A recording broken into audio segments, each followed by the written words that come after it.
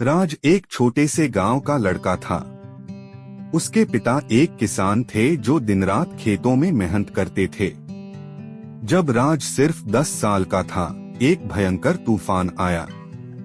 बारिश, बिजली और हवाओं ने गांव को थर्रा दिया। उसी रात उसके पिता खेत में थे, फसल बचाने की कोशिश में। लेकिन तूफान ने सब कुछ उजाड़ दिया। सुबह जब गांव वालों ने तलाश शुरू की तो राज के पिता का शव खेत के पास मिला। राज की मां लक्ष्मी उस दिन से टूटी नहीं बल्कि और मजबूत हो गई। उन्होंने सिलाई का काम शुरू किया, दूसरों के घरों में काम किया, लेकिन बेटे की पढ़ाई नहीं रोकी। राज समझदार और होशियार था। पिता की मौत के बाद उसकी आंखों में एक ही सपना था, माँ को वो जिंदगी देना जो उन्होंने कभी नहीं देखी थी। कक्षा 12वीं में उसने पूरे जिले में टॉप किया और शहर की एक नामी यूनिवर्सिटी से स्कॉलरशिप मिली। माँ ने अपनी चूड़ियाँ बेचकर उसे शहर भेजा। राज के लिए वो पहला तूफान नहीं था, लेकिन शहर में नए किस्म के तूफान उसका इंतजार कर रहे थे।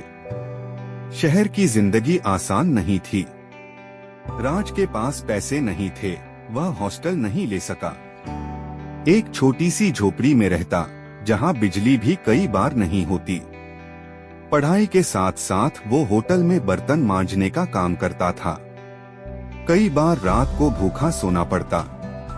अकेलापन उसे अंदर ही अंदर खा रहा था। एक दिन जब वो एग्जाम में फेल हुआ तो उसने सब छोड़ने का मन बना लिया। आंखों में आंसू लिए उसने माँ को चिट्ठी लिखी, लेकिन जवाब में जो खत आया वो उसकी जिंदगी की सबसे बड़ी ताकत बना। माँ ने लिखा, बेटा, तूफान हमेशा बरसने नहीं आते, कभी कभी वे तुम्हें मजबूत बनाने आते हैं। डटे रहो, तू हार नहीं सकता। राज ने हार मानने के बजाय उस चिट्ठी को तकिए के नीचे रख लिया। फिर वो दिन रात एक करके पढ़ने लगा।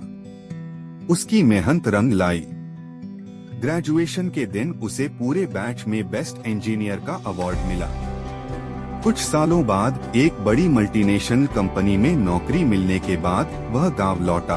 माँ के लिए उसने एक पक्का मकान बनवाया, बिजली, पानी, हर सुविधा के साथ। जिस दिन उसने माँ का हाथ पकड़कर घर के अंदर ले जाते हुए कहा, अब तूफान खत्म हो गए माँ।